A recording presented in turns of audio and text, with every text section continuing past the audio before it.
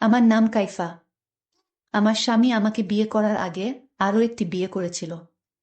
কিন্তু আমার স্বামীর প্রথম স্ত্রী কিছুদিন পর নিজ থেকে আত্মহত্যা করে মারা গিয়েছিল। কিন্তু কেন মারা গিয়েছিল তা আমি জানি না। আমি এখন ওনার দ্বিতীয় স্ত্রী। আমার স্বামীর বাড়িতে গিয়ে আমার স্বামীর প্রথম স্ত্রী কেন মারা গিয়েছিল তা জানার জন্য আমি বেকুল হয়ে যাই। কিন্তু স্বামীর বাড়িতে যাওয়ার কিছুদিন পর আমার সাথে ঠিক একই ঘটনা ঘটল। তখন আমার মরা ছাড়া কোনো উপায় ছিল না। বাকি ঘটনাটা গল্পতেই বলি। কি প্রকাণ্ড একটা বাড়ি, চারদিকে খুব উঁচু করে প্রাচীর দেয়া, লোহার নিশ্ছিদ্র গেট, চারপাশে কোনো আলো নেই, সব মিলিয়ে বন্দিখানা বলা চলে। এই বাড়িটাই জিহাদের। কাইফা ভয়ে ঢোক গিলে। কিভাবে এখানে থাকবে সে, বাবা মা, দাদি, নীলু বাবা আর মোজাম্মেলকে ছেড়ে? বাড়িতে ঢোকার পর একজন বয়স্ক পুরুষ আর একজন কমবয়সী মেয়েকে দেখতে পেল ওরা। দুজনই সবুজ পাড়ের সাদা শাড়ি পরে আছে, হাতে মোমদানি। জিহাদ বলল, ইলেকট্রিসিটি নেই, একটু পর চলে আসবে, তোমরা চিন্তা করো না। বয়স্কা পুরুষটি কাইফাকে দোতলার একটা রুমে নিয়ে গেল। রুমটা সাজানো, চারপাশে মোমবাতি জ্বালিয়ে রাখা আছে। কাইফার সাথে নীলু আর মোজাম্মেলও ছিল। পুরুষটি বলল, আপনারা এখন গেস্ট রুমে যান, স্যার আসবে। নীলু জার্নি করতে পারে না, এতখানি জার্নি করে একদম নেতিয়ে পড়েছে সে। তাই কাইফাকে বিদায় জানিয়ে নীলু আর মোজাম্মেল চলে গেল। কাইফার খুব ভয় ভয় করতে লাগলো। চারপাশটা নীরব হওয়ায় গাছের পাতা নড়ার শব্দ কেমন ভয়ঙ্কর লাগছে। তবে সব ভয় ছাপিয়ে আরও একটা ভয় কাইফার মনে দানা বেঁধেই চলেছে। ওই লোকটা কি করবে না করবে, সে তো মানসিকভাবে একদমই প্রস্তুত নয়। এমন সময় জিহাদ রুমে এসে ঢুকল। দরজার ছিটকিনি লাগালো। কাইফা চমকে উঠল। উঁচু স্বরে বলল, আপনি দরজা আটকাচ্ছেন কেন? পরক্ষণেই ভয় কেটে গেল। এই মানুষটি তার স্বামী। কাইফা নিজেকে সামলে জিহাদের দিকে তাকালো। এই প্রথম। মা ঠিকই বলেছে, এই লোক আসলেই সুদর্শন। কানের কাছে রূপালি চুলগুলো মানিয়ে গেছে তার চেহারার। কাইফা দৃষ্টি নামিয়ে ফেলল। জিহাদ বলল, কাইফা তুমি ঘুমিয়ে পড়ো, সারাদিন জার্নি করেছ। কাইফা অবাক হয়ে তাকিয়ে রইল। জিহাদ আরও কিছু বলতে যাচ্ছিল, হঠাৎ দেয়ালের দিকে তাকিয়ে চুপ করে গেল। কাইফা দেখল পলকেই জিহাদের চেহারা কেমন হিংস্র হয়ে উঠেছে। রাগে কাঁপছে সে। কাইফা ভয়ে ভয়ে জিজ্ঞেস করল, কি হয়েছে আপনার, এমন করছেন কেন? জিহাদ জবাব না দিয়ে চিৎকার করে ডাক দিল, বাবা বাবা। বয়স্ক পুরুষটি ছুটে আসলো। কাইফাকে অবাক করে দিয়ে জিহাদ সেই পুরুষের গালে প্রচণ্ড জোরে একটা চড় বসিয়ে দিল। পুরুষটি ধপ করে ফ্লোরে পড়ে গেল। বহু কষ্টে সে উঠে দাঁড়ানোর পর আবার জিহাদ একই কাজ করল। এবারের চড়টা আরো জোরে ছিল। পুরুষটির ফ্লোরে পড়ে মাথা ফুলে গেল। জিহাদ দাঁতে দাঁত চেপে হিসিয়ে বলল, সোহানার ছবি কই? সোহানার ছবি কই বল। কাইফা ভয়ে থরথর করে কাঁপতে লাগল। এত বয়স্ক বাবার বয়সী পুরুষের গায়ে কিভাবে হাত তুলতে পারল? কিন্তু পুরুষটির কোনো বিকার নেই, যেন চড়থাপ্পড় খাওয়া একটা স্বাভাবিক বিষয়। সে মাথা নিচু করে বলল, হীরা মামুনি রুমে রেখেছি, ভেবেছি নতুন বউ আসবে, কিছু যদি মনে করে। জিহাদ হাত মুষ্টিবদ্ধ করে বলল, জানিয়ে আয়। 10 সেকেন্ড টাইম। পুরুষটি ছুটে বেরিয়ে গেল। কিছুক্ষণ পরই ফিরে এলো একটা বিশাল বাঁধানো ছবি নিয়ে। ছবিটা নিজের হাতে পেয়ে ইশারায়। তারপর নিজেই সেই ছবিটাকে দেয়ালে টানালো।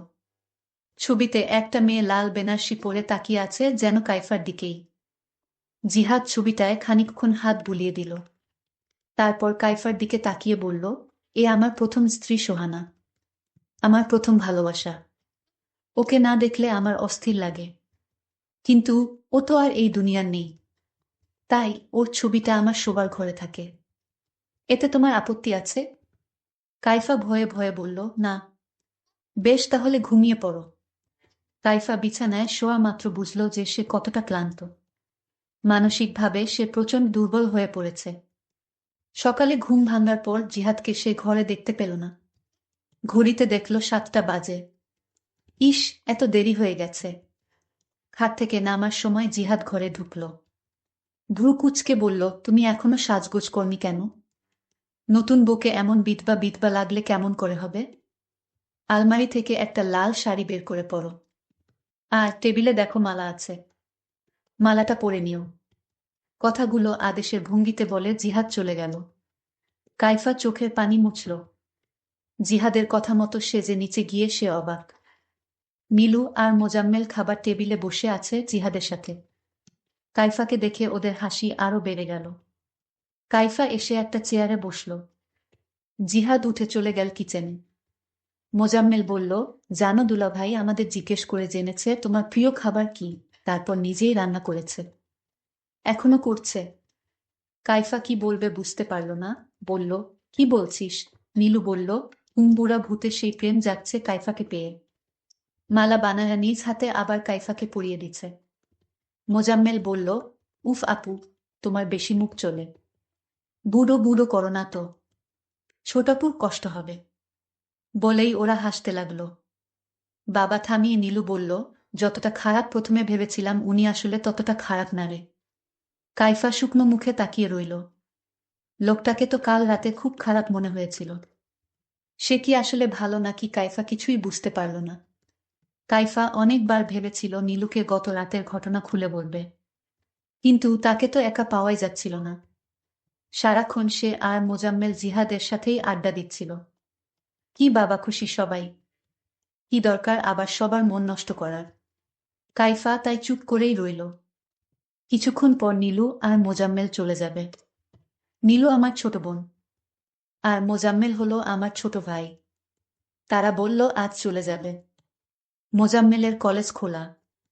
কাইফা তবুও বলল, আরেকটা দিন থেকে যেতে। জিহাদ হেসে বলল, যেতে চায় আটকাচ্ছ কেন? যখন মন চাইবে তখনই গাড়ি পাঠিয়ে ওদের নিয়ে আসব। চোখের পানি মুছে কাইফা ওদেরকে বিদায় দিল। জিহাদও অফিসে চলে গেল। একবার কাইফার দিকে তাকালো না। কাইফা একা একা কি করবে ভেবে পেল না। সে বাবা নামের পরিচারিকাটির কাছে গেল। বলল, কাল রাতে উনি যে কাজটা করেছে সেটার জন্য আমি আপনার কাছে দুঃখিত বাবা। মানে আমার শ্বশুর। বাবা চুপ করে রইল। কাইফা আরো কিছুক্ষণ গল্প করার চেষ্টা করল, কিন্তু বাবা বলল, বোমা এ বাড়িতে মালিক শ্রেণীর কারো সাথে অকারণে কথা বলা নিষেধ। এতে মালিকদের অপমান হয়। জিহাদ জানলে খুব রাগ করবেন। কাইফা অবাক হয়ে তাকিয়ে রইল। এত বড় বাড়িতে একা একা সে করবেটা কি? কোনো কাজও তো নেই। কাইফা দোতলায় উঠে গেল। যাওয়ার সময় বাবা পিছন ডেকে বলল, বোমা চিলেকোঠার ঘরে যাওয়া জিহাদের নিষেধ আছে। ওখানে যাবেন না। বাকি সব চাইলে ঘুরে দেখতে পারেন। কাইফা বেডরুমে এসে বসে রইল। তার ডায়েরিটা বের করল। লিখল, মা, আমার অনেক ভয় করছে। আমি তো এখনো অনেক ছোট। এখনো মানুষের মধ্যে থাকা অন্য রূপ ধরতে শিখিনি। কে খারাপ, কে ভালো বুঝিও না। কেন তুমি আমাকে এত দূরে সরিয়ে দিলে? আমার খুব মন চাইছে এসব কিছু ছেড়ে ছুড়ে তোমার কাছে চলে আসি। কাইফা লেখা বন্ধ করল। দেয়ালে থাকা সোহানার ছবির দিকে তাকিয়ে রইল। ছবিতে সোহানাকে খুব হাসি খুশি দেখাচ্ছে। কাইফার মনে হলো ছবিটির হাসির মধ্যে রয়েছে বিদ্রুপ। সে যেন বলছে, দেখেছিস আমার স্বামী এখনো আমাকেই ভালোবাসে। কাইফার হঠাৎ মনে পড়ল যে জিহাদ আর সোহানার তো একটা মেয়ে আছে। সে কি এই বাড়িতে থাকে না? মেয়েটার নাম সম্ভবত হীরা। গতরাতে বাবা বলেছিল। কাইফা হীরাকে খুঁজতে লাগল। দোতলার শেষ ঘরটার দরজা খোলা। কাইফা একটু উকি দিয়ে দেখল একটা 10-12 বছর বয়সী মেয়ের হাত পা বাঁধা। কম বয়সী কাজের মেয়েটি তাকে খাইয়ে দেওয়ার চেষ্টা করছে। হঠাৎ কাইফাকে দেখে কাজের মেয়েটি বিস্ফোরিত চোখে তাকাল। বলল, ম্যাডাম আপনি এখানে এসেছেন কেন? যান তাড়াতাড়ি। কাইফা বলল, তুমি বাচ্চা মেয়েটাকে বেঁধে রেখেছ কেন? বলেই কাইফা হীরার কাছে গেল। হীরা বলল, প্লিজ আপনি আমার বাঁধনগুলো একটু খুলে দিন। কাইফা হীরার দিকে তাকালো। গায়ের রং শ্যামলা। কি টানা টানা চোখ। কি অদ্ভুত মায়া চেহারায়। কিন্তু জিহাদ বা সোহানা কারো সাথেই চেহারার মিল নেই। কাজের মেয়েটি বলল, প্লিজ বাঁধন খুলবেন না। কাইফা কোনো কথা শুনল না। বাঁধন খুলে দেওয়ার সাথে সাথে ঘটালো অদ্ভুত এক ঘটনা। মুহূর্তেই হীরা প্রচণ্ড হিংস্র হয়ে উঠল। চিৎকার করে বলল, শয়তান, লোভী। আমার মায়ের জায়গা কাউকে নিতে দেব না, বলে আচমকা কাইফাকে চড় মেরে বসল। এগিয়ে এসে কাইফাকে ধাক্কা দিয়ে ফেলে দিল। কাজের মেয়েটি কোনো রকমে হীরাকে ধরে রাখল। কাইফা ভয়ে দৌড়ে নিজের রুমে এসে দরজা আটকে দিল। তার সারা শরীর কাঁপতে লাগল। একটু পর দরজার কড়া নাড়ার শব্দ শুনে সে আরো শিউরে উঠল। কিন্তু ওপাশ থেকে আওয়াজ আসলো, ম্যাডাম, আমি কাজের মেয়ে শিখা, দরজা খুলুন। কাইফা দরজা খুলে শিখাকে জড়িয়ে ধরে কেঁদে ফেলল। শিখা বলল, ম্যাডাম, হীরা মামনির মা নেই তো, তাই ও আপনাকে সহ্য করতে পারছে না। এর জন্য ওকে বেঁধে রাখা হয়েছে, নয়তো ও আপনার সাথে বা আপনার আত্মীয়দের সাথে খারাপ ব্যবহার করত। আপনি দয়া করে স্যারকে কিছু বলবেন না। মেয়েটা বড়ই দুঃখী। শিখা নামক কাজের মেয়েটি এই বলে চলে গেল। কাইফা মনে মনে বলল, আমি নিজেও অনেক অনেক দুঃখী। রাতে জিহাদ ফিরার পর কাইফা সবটা বলে দিল। জিহাদ কাইফার মাথায় হাত রাখল। বলল, তুমি আমার স্ত্রী। তোমাকে অনেক পছন্দ করে আমি ঘরে তুলেছি। তোমাকে অপমান করার অধিকার কারণ নেই। এরপর শিখাকে ডাকল জিহাদ। বলল, যাও হীরাকে নিয়ে এসো। শিখা কেঁপে কেঁপে বলল, স্যার, মাফ করে দেন, বাচ্চা মানুষ। জিহাদ বলল, আরেকটা কথা বললে তোকে। হঠাৎ কাইফাও ভয়ে কাঁপতে লাগল।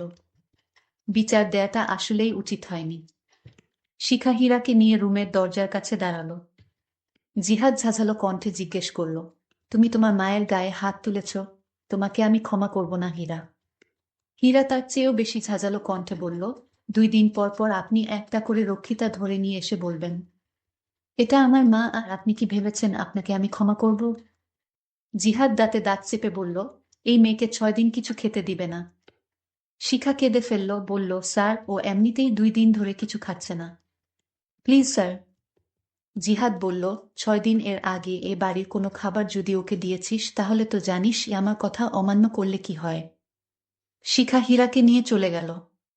কাইফা কাঁদতে কাঁদতে বলল, বাচ্চা মেয়েটাকে মাফ করে দিন, আমার দোষ সব। জিহাদ কাইফাকে বলল, সতীনের মেয়ের জন্য এত মায়া দেখিও না।